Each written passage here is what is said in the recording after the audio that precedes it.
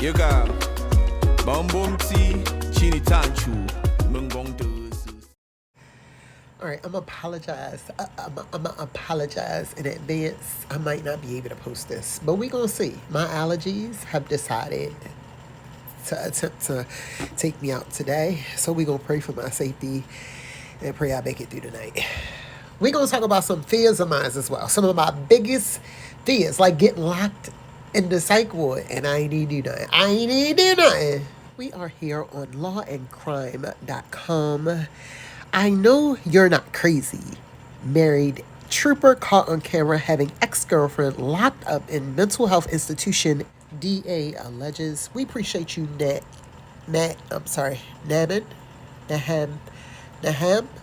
This was published on September the 25th, 2023 at 9:06 a.m. I don't even think if I could pronounce it, it would sound right. Naham, because of how stuffy I am. Matt Naham. A 37-year-old Pennsylvania trooper who was recorded in August restraining and wrestling on the ground with his ex-girlfriend while claiming she was in danger to herself is now facing charges for having her involuntarily committed under false pretenses to a psychiatric facility for several days, according to the Dauphin County District Attorney's Office. I know that hospital is about to owe damages, I'm just going to leave it at that, on top of this man, if she's able to civilly sue him, because I would be suing him every which way. I mean, every which way I could. Every which way I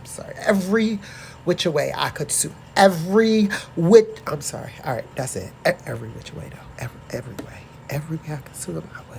Ronald Keith Davis, who is married and has kids, a grown-ass motherfucking man with a wife and kids, okay, stands accused of official oppression, felony strangulation, yes, unlawful restraint, yes, false imprisonment, yes, simple assault, yes on the assault part, recklessly endangering another person after he allegedly put his hands on his ex's neck and impeded her breathing while he was off duty in a purported attempt to stop her from taking her own life on August the 21st, a Monday. First off, doesn't matter what the fuck day it was. But secondly, if you ain't seen the video, don't watch it. It's horrible.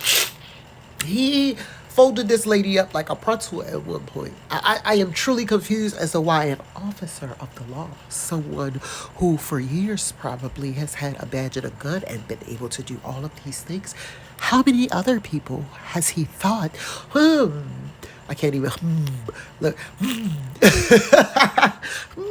let me put you into a psych ward because it seems like you might need some help in your life at this point to be safe. I think we should take the same care for him when he gets sent to jail.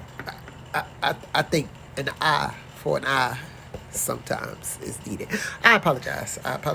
Just what I thought allegedly, in my opinion, according to what I saw in that video. The woman was identified in a probable cause affidavit as MF. Though the last name listed throughout the documents begins with a different letter, we will instead refer to her as MP. Why y'all being rude and disrespectful? Why y'all can't go by the initials she want? The DA's office said that the victim, as a direct result of Davis's actions, ended up involuntarily held at a mental health facility for 5 days. Throughout the 12-minute video of the incident in question, you can see and hear the woman ask repeatedly, "What did I do?" and state, "I didn't do anything wrong." She also told Davis, "I don't need help. I just need to get away from you." According to the probable cause affidavit in the case, Davis, while off duty on August the 21st, claimed that MP, or MF as she asked to be referred as, was suicidal and petitioned to have her involuntarily committed. Thereafter, Davis went to Weiser State Forest and tried to take her into custody on his own, even recruiting a private citizen to help him. I'll take care of it myself, Davis allegedly said, taking a copy of the petition with him. Without waiting for other troopers, he took a civilian acquaintance and used substantial force upon her, the DA's office said of Davis. The defendant claimed MP or MF had been living in a camper on his property and that she had made statements like, "I think I'm going to drive off a cliff," in the days prior to the incident. Before reaching MP or MF at her location, Davis allegedly asked Carrie Teeter, a civilian, to record the encounter that you can watch in the video above. The suspect had claimed MP or MF threatened to take her own life. He related that since this morning, the victim had been making comments through text message that she has no reason to live, she is worthless, she is a worthless piece of shit, and she is going to end it. She said that she is going to be a slave and she'd rather be dead, the affidavit said of Davis. But authorities allege that the trooper had texted MP or MF 2 days earlier saying that he would frame her as crazy. "I know you're not crazy. I'll paint you as crazy," Davis allegedly said, according to the victim, as their 4-month relationship fell apart. "I know the law." Do you now? Do you now? How about your wife and your kids? Do they know all of this as well? That's the only questions I got as well. Is they going to answer them? Let me keep reading. Maybe they're going to answer. The woman told investigators that Davis also told her 2 days before, "You're done. Fuck around and find out."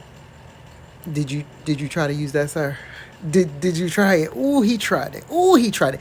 "Get out of my house now."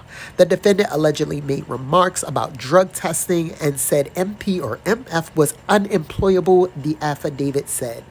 After receiving the text messages, your affiants were not able to identify any suicidal or homicidal threats or ideations, the affiants said of MP's or MF's messages with Davis.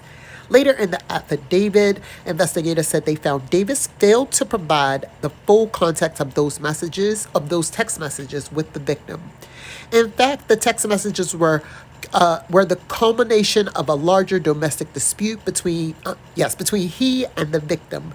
The affidavit said, taken in that context, the text revealed her frustration with Trooper Davis and his controlling behavior and her desire to break off their relationship, not a true desire to harm herself. Was she really living in a camp on his property with him and his wife and his kids? I got questions, boo. How you getting to that position? Oh, wait, right. I got all the questions. I'm gonna need you to do like one of them Dateline interviews real quick. The omission of the true context, authorities said, was critical in the securing of the involuntary mental health commitments. Authorities also said Davis appeared to be jealous of any relationship MP or MF previously had with another man. You meant before you? Did you think, they say before you? Or somebody she got with after you and had broken off? Please tell me it was that second answer. Please. The omission of the true context, authorities said, was critical in securing of the involuntary mental... Oh, I'm sorry. I didn't read that whole thing again. I'm sorry. That's how much you didn't confuse me. Magisterial District Judge Rebecca Marjoram. After reviewing the evidence at Davis's arraignment on September the 21st, had him involuntarily committed to jail in Dauphin County without bail on a history. Why y'all phrase it like that? I've never seen it written like that. After reviewing the evidence at Davis's arraignment on September the 21st, the judge had him involuntarily committed to jail in the local county. I'm almost done. Without bail. Okay, boo. No bail. Davis was also suspended. Wait a minute. Okay, no. You're right. You gotta do your investigation. Davis was also suspended from his Pennsylvania State Police job. The DA said, "I would not feel safe." Allegedly, in my opinion, according to how I feel, If he would have pulled me over, I'm gonna be honest. I'm gonna be honest. I'm gonna be honest. And he probably could get me committed. He probably could get me committed. I don't know if I could get out now. I always wondered about that. I don't ever want to find out.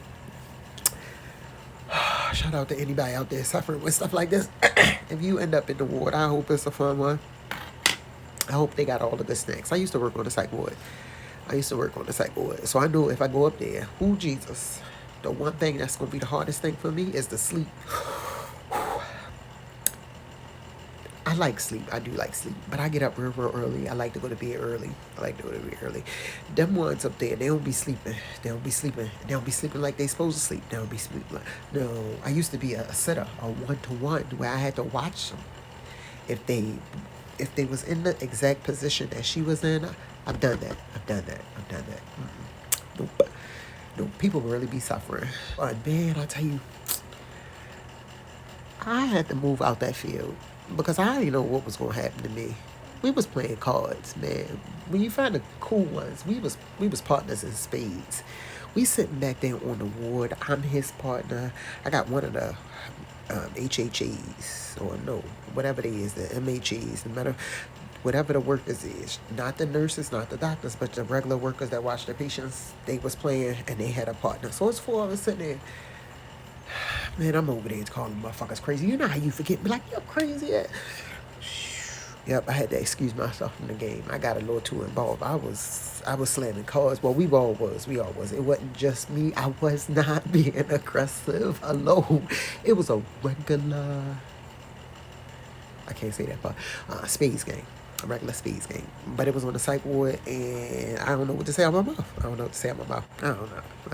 I don't even know why I started telling this story. What happened with this lady? I'm glad she made it out. I'm sad it took that long. It's really messed up that the system is set up to where that if you do certain things, you can ruin somebody's life. A week, I don't know if I would be the same. Well,